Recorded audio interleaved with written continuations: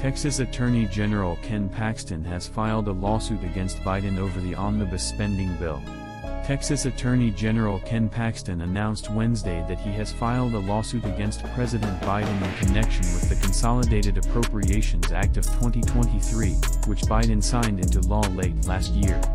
The Texas Attorney General claimed in a press release that the $1.7 trillion omnibus spending bill was illegally signed and enacted.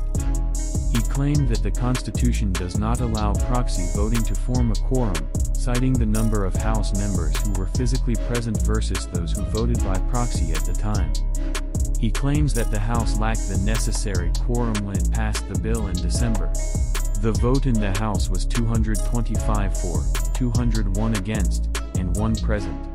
According to a document from the Clerk of the House, 226 representatives chose remote voting by proxy. The bill was signed into law by Biden on December 29.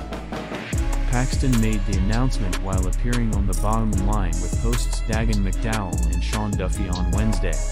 "We've always had quorum to pass legislation for the past 240-something years. If you don't have quorum, you must either adjourn or compel members to attend in order to obtain quorum," he stated. "It's standard procedure for any legislative body. It was standard practice where I served in Texas House and Senate, and it is required by the Constitution." Proxy voting allowed House members to vote without being physically present by having another lawmaker vote on their behalf.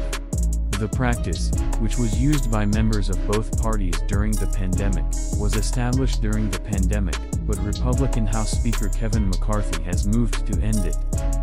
They claimed that the reason they weren't there was due to COVID. They can make that claim, but there is no such exception in the Constitution. McDowell and Duffy were informed by Paxton. It was made up by them. According to Paxton's press release, the federal government should be enjoined from implementing the spending bill. According to the report, some members of Biden's administration are also being sued.